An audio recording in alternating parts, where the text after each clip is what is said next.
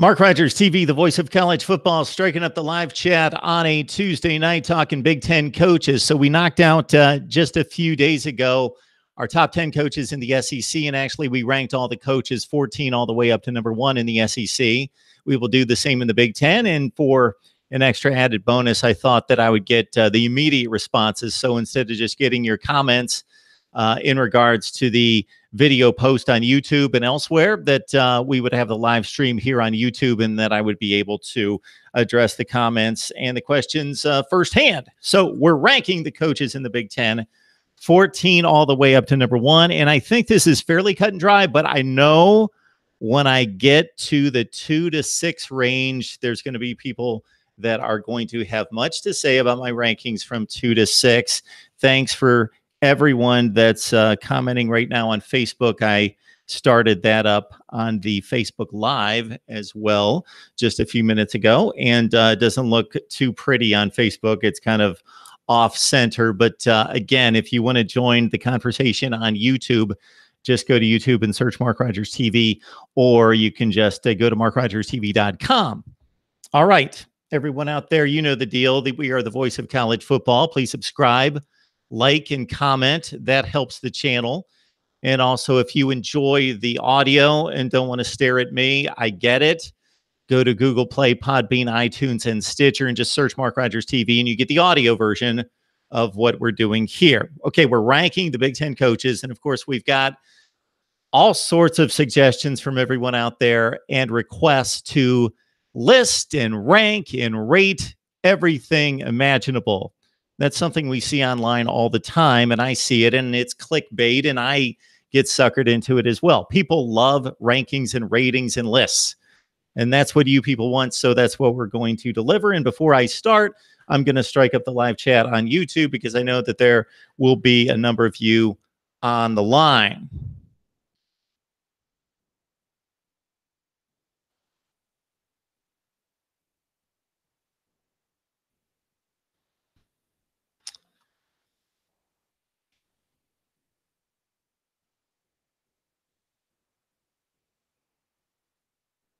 All right, so we already have here Buckeye State Sports. Mark, your Indians just blew a 4-0 lead with 2 outs in the 9th inning to my...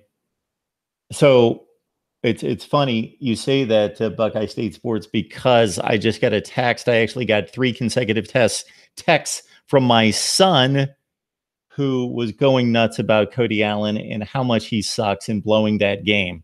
I knew nothing about this, but I saw it from my son.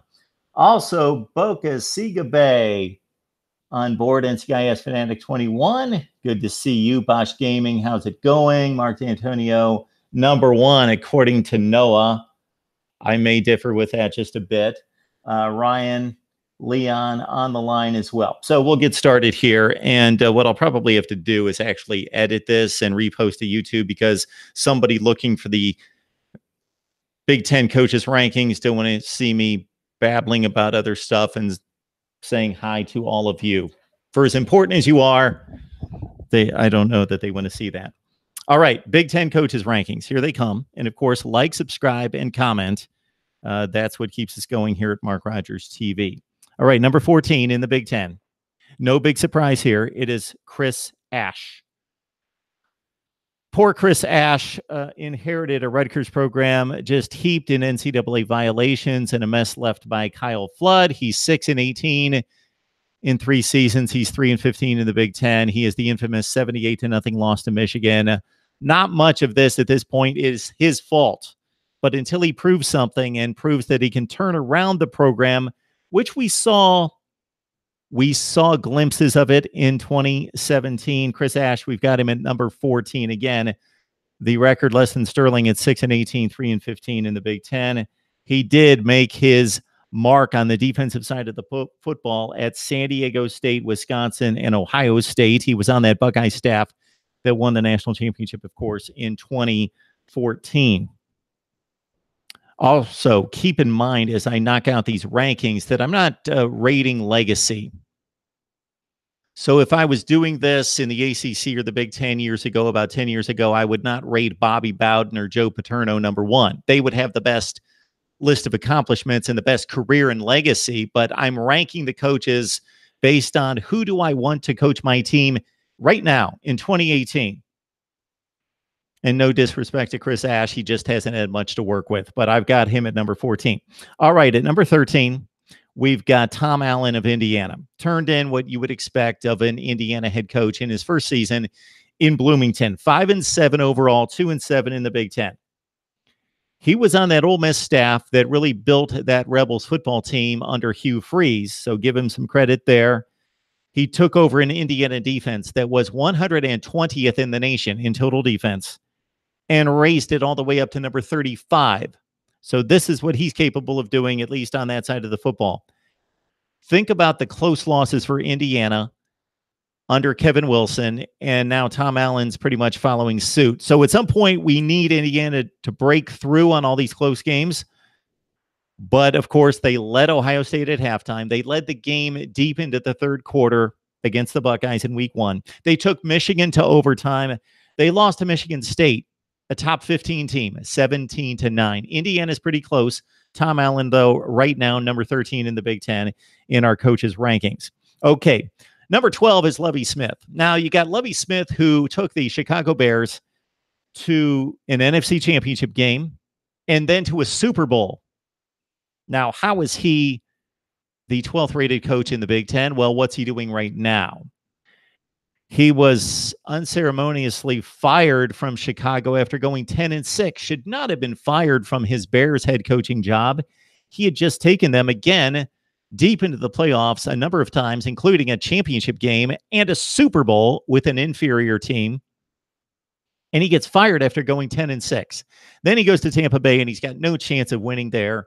He was only there for 2 years. He improved the team by 4 games, by 4 wins, and he got fired there. But Lovie Smith at Illinois, this is a different story. And we shall see, like Ash and Allen, if he can turn around the Illini. He's 5-19 in 2 seasons, 2-16 in the Big Ten. Ouch. He just went 0-9 in the Big Ten, and it was generally pretty ugly for Illinois. They were just not competitive. They were surprisingly competitive in the Wisconsin game, the Indiana game, and the Minnesota game, but surprisingly most of all against the Badgers. So Lovie Smith, we've got at number 12 from Illinois. Do we have anybody on Facebook commenting? Appreciate everybody saying hi, and anybody who's waving. All right. The 11th rated coach in the Big Ten is DJ Durkin from, no. That's right. I put him in a different order. Little preview there. I was going to rate them based on right now. I said that right now. What have they done just recently, and who would I select right now? Well, PJ Fleck takes a step back. Not rating him on his glorious finish at Western Michigan. PJ Fleck rowed the boat, but his paddle got stuck, maybe on some undercurrent rocks, whatever the problem was. 5-7 at Minnesota is not a disaster, but he went 2-7 in the Big Ten. They didn't score a point the last 2 weeks of the season. The team kind of fell apart. But this guy's got energy, passion. He's recruiting well at Minnesota. He gives Minnesota kind of a punch in the arm, gives them a little cachet. Don't you think? PJ Fleck at Minnesota. Minnesota kind of one of the more bland college football brands in the nation, and PJ Fleck gives them a little oomph. He gets some brand new facilities. If you've seen the drawings and the write-ups on the Minnesota facilities that are being built right now, it's impressive. They will get a jump on recruiting and increase in that area between his passion and energy and the shiny new toys that they have. Minnesota's going to do better in that department, but can he coach them up? Well, he did at Western Michigan. Sounds like I need something to drink. At Western Michigan in 2013, he went 1-11 his first season in Western Michigan, ready to throw him out of town. And within 3 years, they went undefeated on their way to play Wisconsin in the Cotton Bowl. So I've got PJ Fleck at number 11. All right. Spoiler. I already gave it. Number 10, DJ Durkin, Maryland. Okay, this guy has a serious defensive pedigree at Stanford, Florida, Michigan between 2010 and 2015. He's 10-15 at Maryland, 5-13 in the Big Ten. Of course, when you're talking Rutgers, Indiana, Maryland, they're looking up at the four big boys in the Big Ten Eastern Division, and one of these guys is going to have to do some serious work and salesmanship to get his program in a position to challenge one of the big four. And this is the position DJ Durkin's in. Well, he's got a start going with two excellent recruiting classes that ranked between 15 and 25 in the nation. And his 2017 team kind of came unraveled because they lost all those quarterbacks. He played 5 quarterbacks. They kept getting hurt. They beat Texas out of the gate, 51-41, and started 3-1. Then they collapsed. And again, a turnstile at quarterback after going to a bowl game in 2016 in his first season. DJ Durkin, Maryland, number 10 rated coach in the Big Ten. All right. Jeff Brom at number 9, out of Purdue, passing game genius. Let's go back to his playing days at Louisville. A lot of people forget that Jeff Brom was a first-rate quarterback at Louisville. His senior season, he threw 20 touchdowns, 9 interceptions for a team that went 9-3, and he even went to the NFL and made a few paychecks and threw 58 passes. He was a Louisville player, of course, then coach, then at Western Kentucky, the offensive coordinator, and then the head coach, where he went 30-10 at Western Kentucky and 19-5 in Conference USA. So now he goes to Purdue, and Purdue's been a laughingstock for about 10 years. And at Purdue, 7-6 with a bowl victory last year in his first campaign in West Lafayette, 4-5 in the Big Ten. And they did it not just with the passing game, mostly with defense.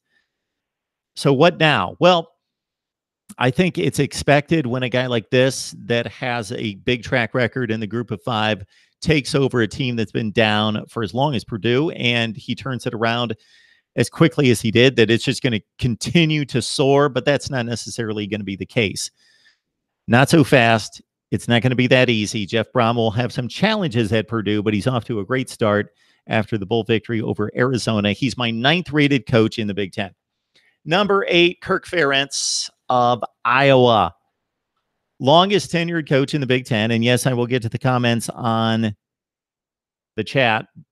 Got hundreds piling up here. So we will get to it. I know that you guys have a lot to say about this. And you will have more to say when I get to the top 5. So Kirk Ferentz, 143-97 at Iowa, 86-68 in the Big Ten. That's not quite as impressive as many people would think, because they think of Kirk Ferentz running an excellent program at Iowa, but he took over a horrible program in the dying days of Hayden Fry. He went 1-10 his first season, and within a couple of years, he finished in the top 10 3 consecutive years, 2002, 3, and 4.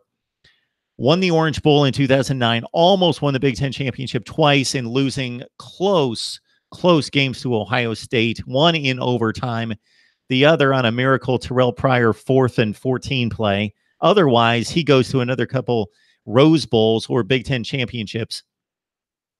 But besides 2009, that was his last big season before, of course, the Rose Bowl campaign a couple years ago, where they had the light schedule. They took advantage. They went 12-0, and they lost to Michigan State by that much in the Big Ten championship game, but then they got obliterated in the Rose Bowl. Kirk Ferentz basically runs a program that goes 8-5 or 7-6 every year, and then about once every 5 years breaks out with a big season. So I've got him rated at number 8. He is a offensive line coaching guru. He ran the offensive line for Hayden Fry for 9 years at Iowa. Then he went to the Browns and coached under, yes, Bill Belichick and the Ravens. And he's just an offensive line guy, and that's been his pedigree, and that's been his stamp on the program, is building an offensive line there at Iowa, and they're good.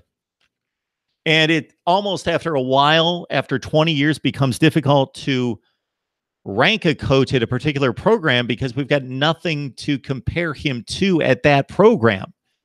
But I would think that he's getting just about as much as most coaches would get out of Iowa, winning 7 or 8 games most of the time and then breaking out with a big year about every 5 years. Number 7 in the Big Ten in my coaching rankings, Pat Fitzgerald,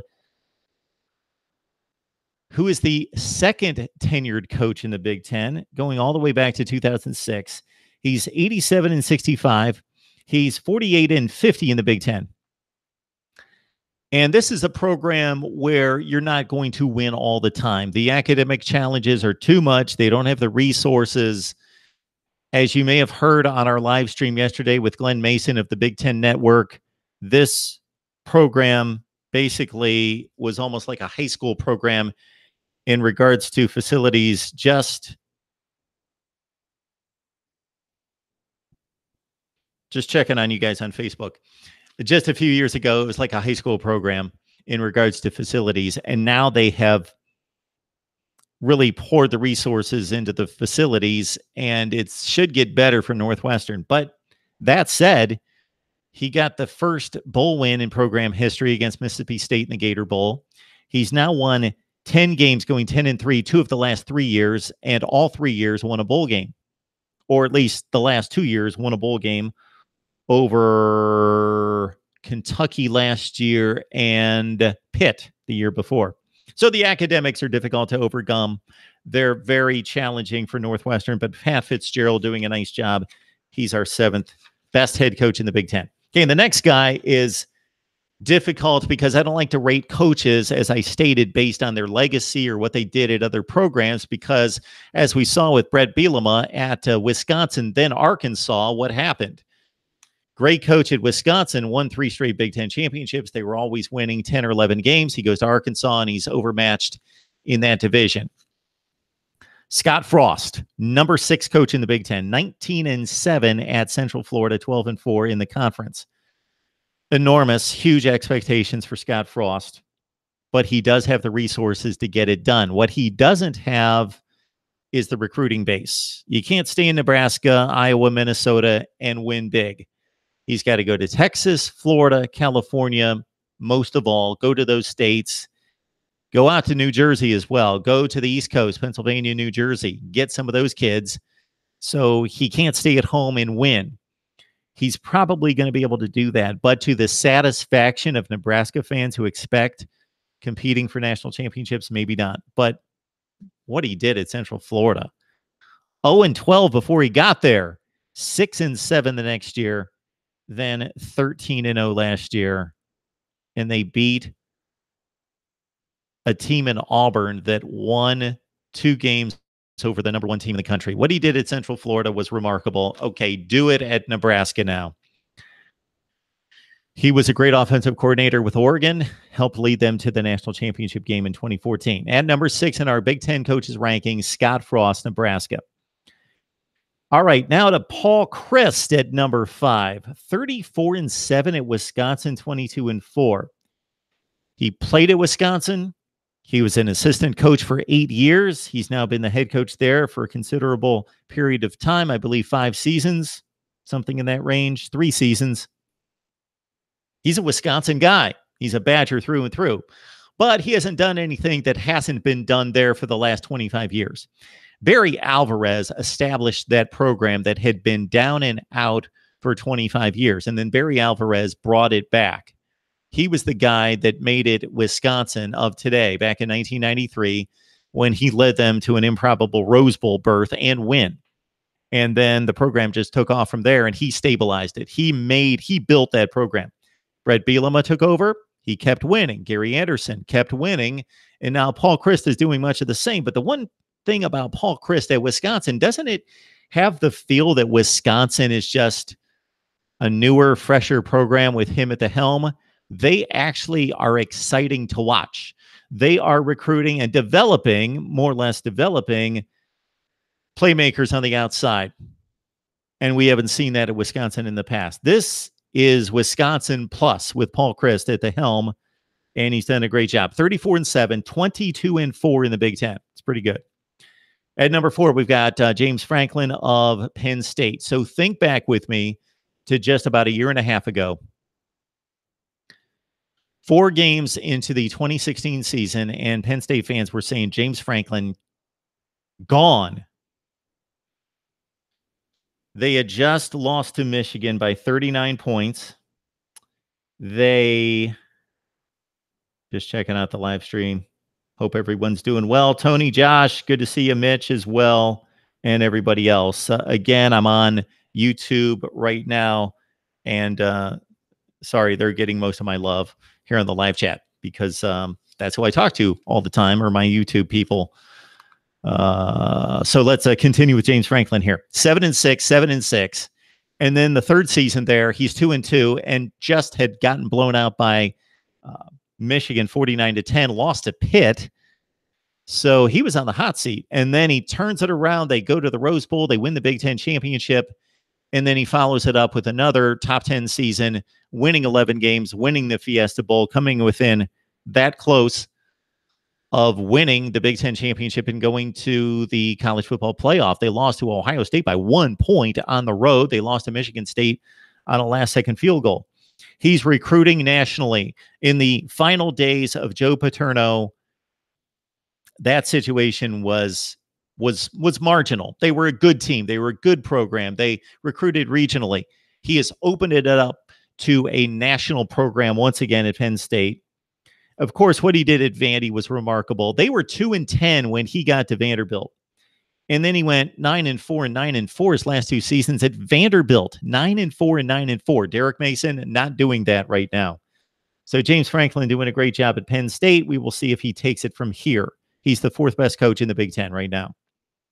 He's not as good as Jim Harbaugh, and I'm going to take a backlash here. All right. Yes, Jim Harbaugh took a bit of a hit, rightfully so, and a little bit of a blip on the radar this past season. Okay, look at what he did at San Diego State, Stanford, and with the San Francisco 49ers. Don't discount that. I'm not rating him on that right now, but I know that this guy is that good of a coach. To take over 3 down-and-out situations and take them to championship level at San Diego State, at Stanford, and it's easy to think Stanford now. Stanford's a really good program, but Stanford was awful 10 years ago, and he built that program. Then he goes to the 49ers. They're churning out 2-14 seasons, and he gets within 1 play of winning a Super Bowl. He goes to 3 straight NFC championship games, and look him up, and he has one of the best coaching records in the history of the NFL. Okay, at Michigan, he took over a 5-win football team and won 10 games in 10 games and finished in the top 10 back-to-back years. Even in 2016, he was, again, I keep doing that close to going to the college football playoff. And I know it didn't happen for him. I know it by the measurement of a football, a chain length, he didn't get it done.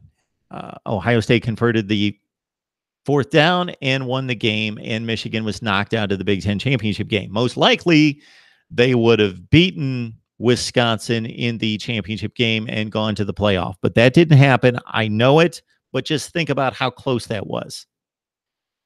An official's measurement kept Michigan most likely out of the college football playoff, and we would have a completely different narrative right now on Jim Harbaugh.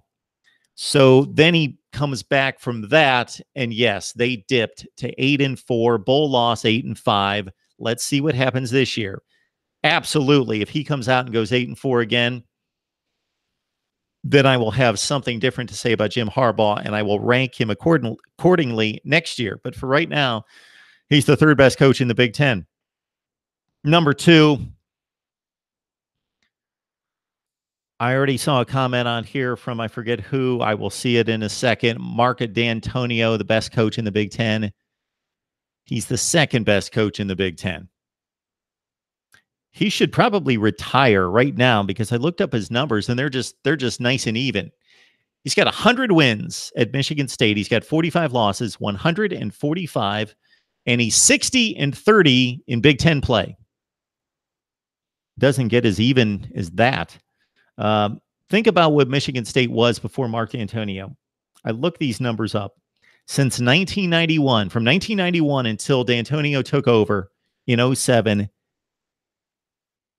I thought Michigan State was marginal. I thought that they were probably winning 55% of their games, but it wasn't quite what I remembered. Between 91 and 07, Michigan State was 5 games under 500 for 17 seasons before Mark D'Antonio, 5 games under 500.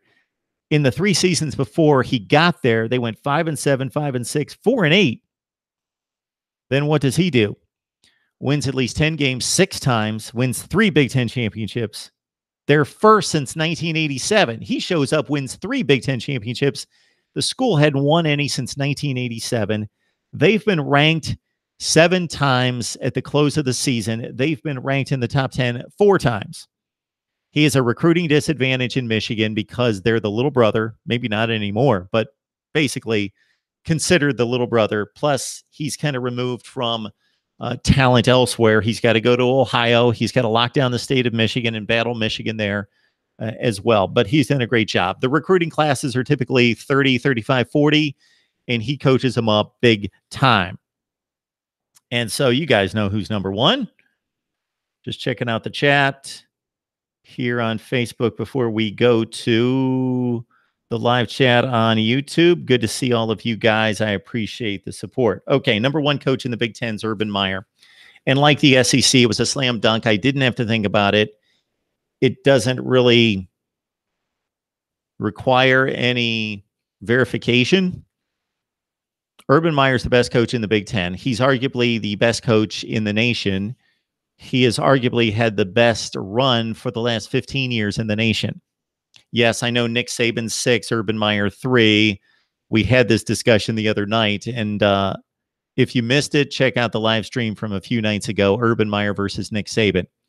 I clearly stated in rating the SEC coaches that Nick Saban is the best coach in the history of college football. He's the most accomplished coach in the history of college football. GOAT. He is the GOAT, Nick Saban. But Urban Meyer is 13 years younger, and he has a much better winning percentage than Nick Saban. So he has time to make that claim. But we're just rating in the Big Ten, and it's pretty obvious. The guy is 73-8 at Ohio State. He's 47-3 in the Big Ten. Let that sink in. I believe most of you would either say that the SEC or the Big Ten is the best conference in America right now, and the Big Ten has been there close in the last few years. And this guy is 47-3 in conference play.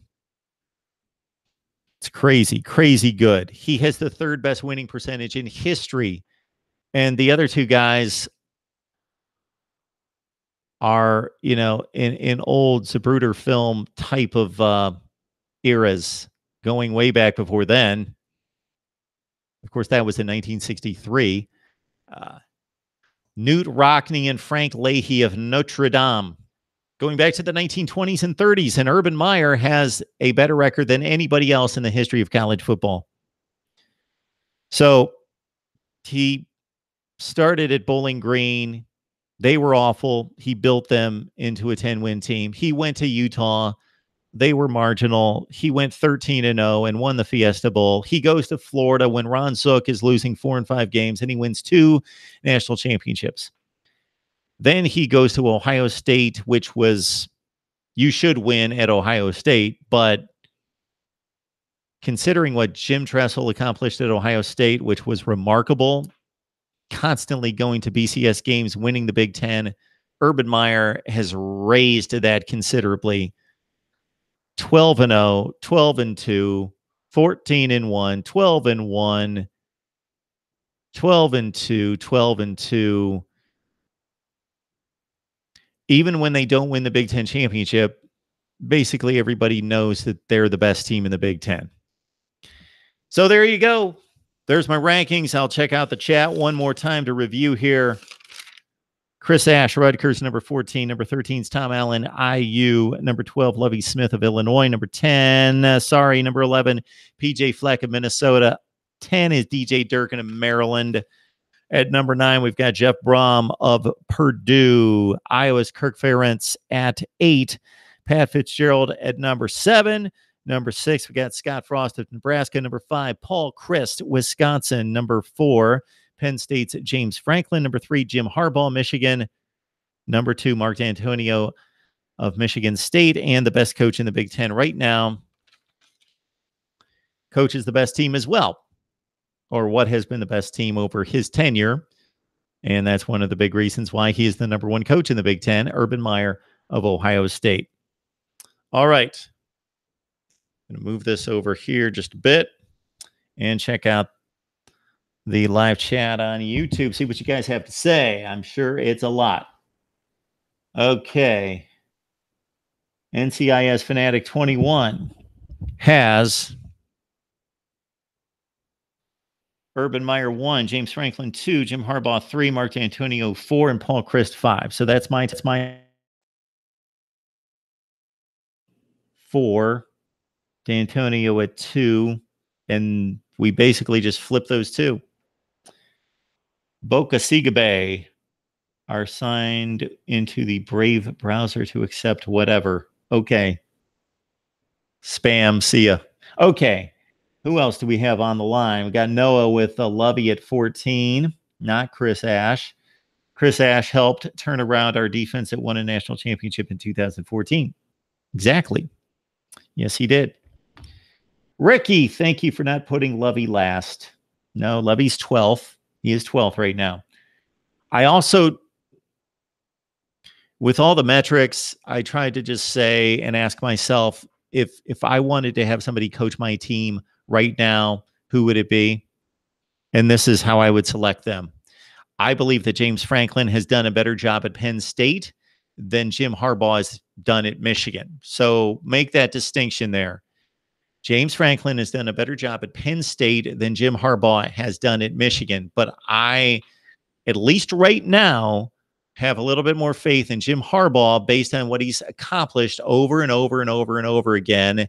And I do think that the conclusion against Ohio State in 2016 and then should be taken into consideration, because basically the team showed that they were arguably the best team in the Big Ten. They lost the game on a measurement. And that's the way it stands in the books, and that's fair, and that's fine. All right, Dondre, good to see you. Indiana, I think, is the all-time worst Power 5 college football program. Ricky, really? We'd have to look at that. So Indiana certainly has not been quite that bad in recent years, but they did just make 2 bowl games against Utah and Oklahoma State in the last 6 to 8 years. And before that, they hadn't been to a bowl game since 1993. They've been awful for most of the time. Ricky, you've got a claim there. I don't have the numbers in front of me, but it's possible. All right. Ricky, PJ Fleck that low. Yeah, I just have to go off this one season. And again, facilities and his energy and passion and what he proved at Western Michigan shows me that he should probably jump higher than this at some point. But this is where I've got him right now. Noah, I watched every Gopher game, and quite frankly, Mark is being kind. Yeah, they have some work to do. They have some work to do. I saw Minnesota play Maryland for some reason, and Noah's watched every game. How could you sit through that? Noah, you're not a Minnesota fan, are you? If you are, that's great. But you watched every game. Either you're just a complete nut that's watching every game in college football, and I don't know how you do it. You must just like watch all week and never stop, or you're a Minnesota fan. Noah thinks PJ will be successful. Ricky, Jeff Brown played in the XFL. Yes, he did. What else do we have on here? Brian Brom did play at Louisville. Yes, he did. Iowa should consider themselves lucky they didn't have to play Alabama or Clemson in 2015. Yeah, Stanford was bad enough. 35-0 at halftime. That was bad enough. I'd say Pat Fitzgerald and Kirk Ferentz are 2 of the most underrated coaches in the country. So you would have ranked them higher. I had them at 8 and 7. Urban is best coach in the Big Ten, and Guy at Michigan is worst. Worst. Jim Harbaugh is the worst coach in the Big Ten. Wow. Man, he got dumb all of a sudden. Scott Frost had one great year in his 2-year head coaching career. Yes, he did. He had consider that maybe the first year was a great year too, Ricky, because he took a team that was 0-12 and took them to 6-6. So maybe that was a great year too, considering. I'd want Frost. He can coach anywhere. The problem is the Husker recruiting base. Paul Chryst is really underrated. His teams are always very well coached. I'd put him over Harbaugh. Mark, you think there will be indoor stadiums like the NFL? Well, there have been in the past. And our guy PJ Fleck coached at the school that had one of them at the Metrodome, of course. I don't know what you're leading to there, but hopefully we're not going to indoor stadiums in college football. The thing about Wisconsin is that they are too conservative when they play teams like Ohio State and Penn State. I think that's changing. James Franklin brought Penn State out from the scandal and back to relevance. I'd also put him over Jim Harbaugh, and I'd honestly say he's the second best coach in the conference. Okay. To clarify, Bill O'Brien brought that program out of scandal. He was the guy that had to deal with all the scholarship reductions. He took over the program, and he was the guy that had to deal with all the mess, all the public relations fiasco, and limited resources and limited ability to build a roster, and then the stigma of trying to bring players to Penn State when they couldn't go to a bowl game. And we thought that that would be for 4 years. And he just did an outstanding job. For him to walk into that place and go 7-5 was remarkable. So he weathered the difficult part of it. James Franklin just had to deal with the logistics of dealing with a roster that was a bit behind the powers of the Big Ten. So he has caught them up to the powers of the Big Ten, the elite of the Big Ten. But he took over a roster that had good players. It was just really thin. And at that point, the stigma, all of that was washed away to a large extent. And James Franklin was not having to deal with that publicly, nor in recruiting players. Bill O'Brien set him up. Machine Unit chiming in with Urban Meyer 1, Paul Chryst 2, Mark D'Antonio 3, and James Franklin 4. Where's your boy, Machine Unit? Where's Jimbo? Franklin was almost fired. Exactly, Samuel. Had that situation not turned around remarkably after losing to Michigan by 39 points and losing to Pitt in the first 4 weeks, that's probably what would have happened. Ricky, making Vanderbilt 9-4 is incredible, and doing it twice. Right. Franklin number 2, according to 19 Savage. Harbaugh's last, according to 19 Savage. I feel like what makes a good coach is what they do with nothing. I would put Pat Fitzgerald and Mark D'Antonio up at the top behind Meyer. Well, then you're kind of splitting the difference there, Buckeye Bro, sorry, is that you're basically saying, well, in these instances, I'm going to give them the credit over the guys that have more resources, but I'm going to give the guy that has the most resources and the most money because he wins huge. I'll keep him at the number 1 spot. So I'm not arguing, but I'm just pointing out your perspective there. Machine Unit, even this Michigan fan disagrees with you, Mark. I love the guy and think he could have a better career, but at this point, he's not done as much as James Franklin. And I said that. James Franklin has done a better job at Penn State than Jim Harbaugh at Michigan, but I'm not rating their legacy. That has to be taken into consideration because that's their track record and that's all we know. But I'm basically ranking them based on what they've accomplished, especially recently, but also looking at how would I select them. Buckeye State Sports, personally, I think he gets too much credit for what he did at other places. What has he done at Michigan that's really noteworthy? Okay, let me explain once again. The team was 5-7 when he got there. They went instantly 10-3 and finished in the top 10 in the country. Then 10-3 again, top 10 in the country. In a situation in which they lost to Ohio State by that much. And they lost the Orange Bowl by that much, by 1 point, and he didn't have his two best players on the field, Jabril Peppers and Jake Butt. Okay, so now they regressed 1 year, just 1 year. It's not a trend, it's 1 year. And it wasn't like Mark D'Antonio going 3-9. Can you imagine if Harbaugh would have gone 3-9 this past year? So he's lifted the program 5 wins to 10. He regressed 1 season. A bit of a slide. Okay.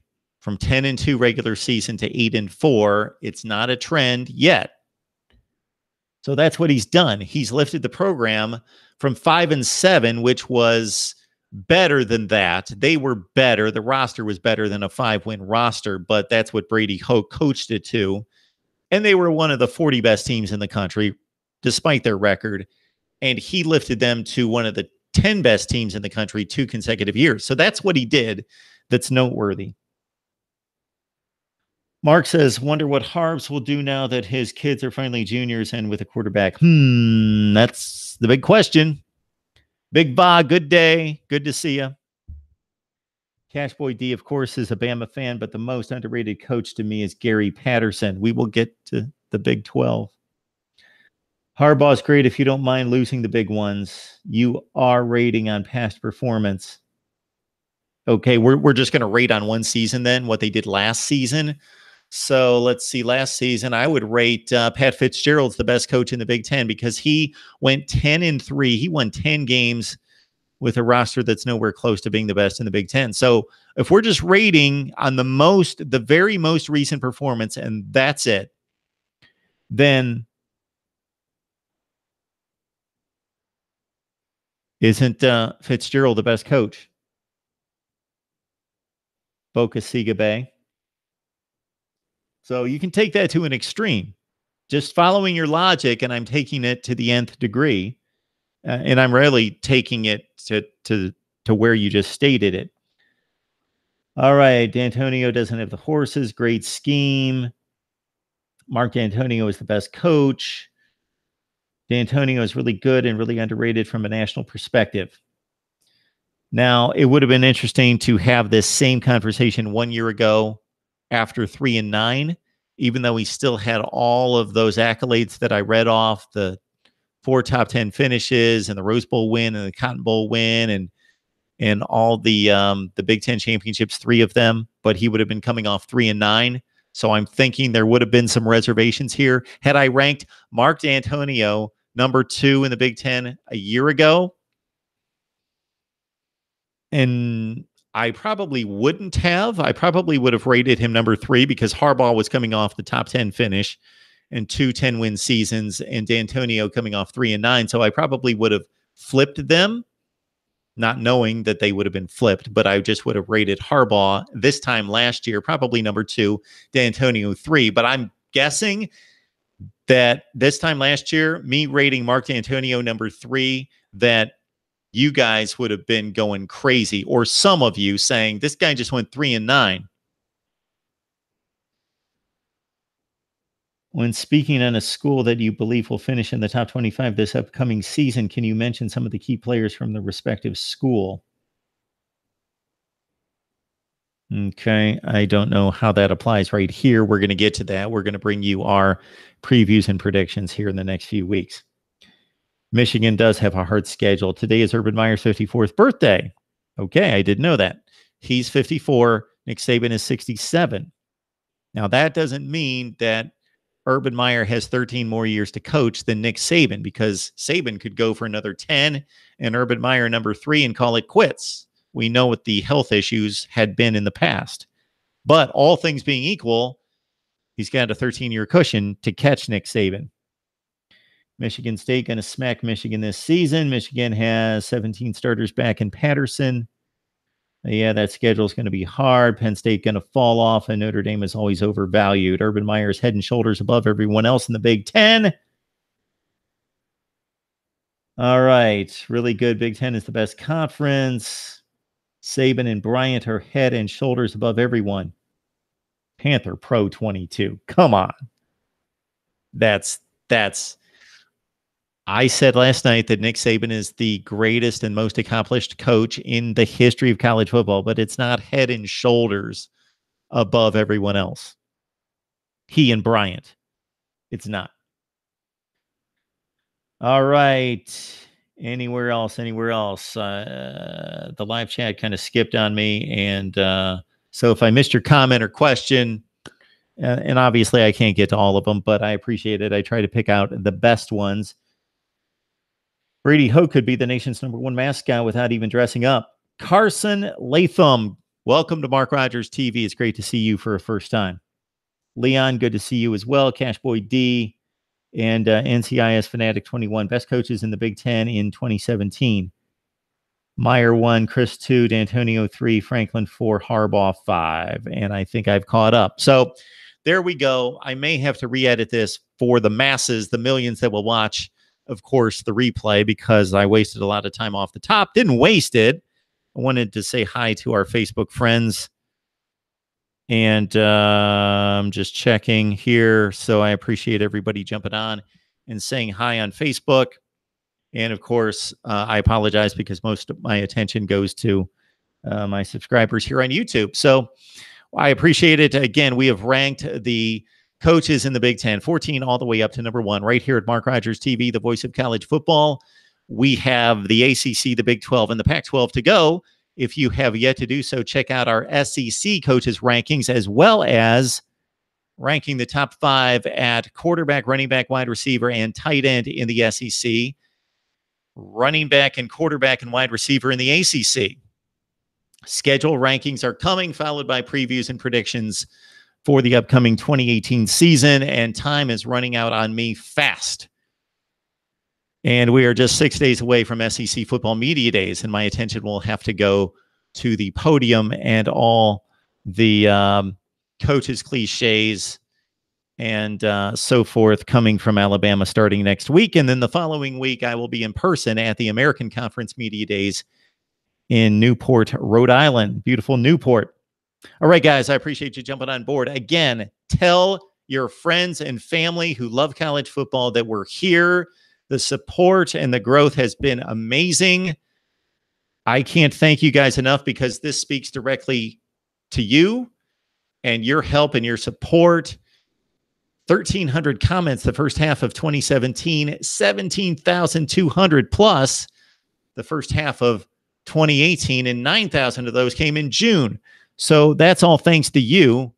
And so we will see you next time. Again, I will keep my schedule as best I can of Sunday at 4 Eastern, Monday at 6 Eastern, Wednesday and Thursday night at 7 Eastern. And we'll try to commit to that for the rest of this summer and then reevaluate before football season.